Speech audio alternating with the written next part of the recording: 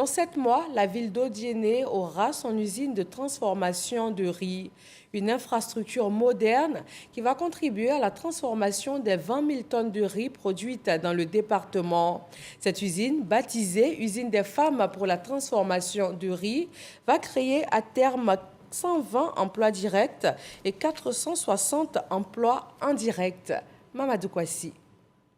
La culture du riz prend de plus en plus forme dans la région du Kabadougou. Dans ces bas-fonds sont produits annuellement des centaines de tonnes de riz. Avec 19 000 tonnes de riz et 12 500 tonnes de maïs, Odiéné se positionne désormais comme l'une des plus grandes zones de production de riz et de maïs en Côte d'Ivoire. Mais difficile de transformer ces matières premières en produits finis. L'on fait recours. Ce type de moulin, la ville d'Odiéné en compte une trentaine. Des structures informelles et artisanales qui ne répondent pas aux besoins des producteurs. Dans 7 mois, sera bâtie sur ce site une usine moderne de transformation de riz. Et la particularité de cette usine, c'est qu'elle sera tenue par les femmes. Une initiative de la ministre de la Femme, de la Famille et de l'Enfant, Nassine Batouré, par ailleurs maire de la ville d'Odiéné. La cérémonie de pose la première pierre a mobilisé les femmes de diverses associations féminines de la région du Kabadougou. Elles expriment leur reconnaissance pour ce projet qui vient répondre à leurs attentes.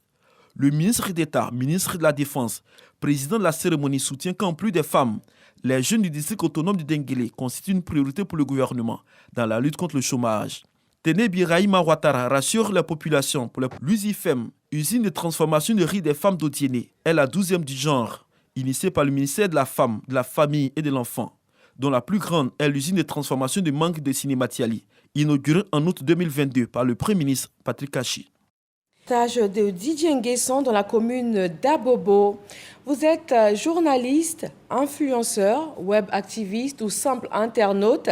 Eh bien, sachez que le contenu numérique que vous produisez ou même que vous partagez simplement incombe de votre responsabilité. Le ministère de la Communication vient d'ouvrir une campagne de sensibilisation. Elle vise également à informer, et ce sera sur une période de 5 mois. Un appel à un usage responsable et respectueux des médias sociaux. Didier Nguesson. Le ministère de la Communication et de l'économie numérique veut limiter les dérives sur les médias sociaux et les risques de perturbation de la cohésion sociale. Il lance la campagne #en ligne tous responsables. Elle vise à favoriser un environnement numérique sain et sécurisé. Pour le ministre Amadou Koulibaly, il s'agit de mettre la responsabilité dans l'expression des libertés d'opinion. Le ministère de la Éduquer, sensibiliser, renforcer les compétences tout en engageant les communautés à l'innovation et à la créativité. Ce sont autant de phases autour desquelles la stratégie du ministère va se marrer ce 16 août 2023. La campagne de sensibilisation #en ligne tous responsables va se poursuivre jusqu'en janvier 2024.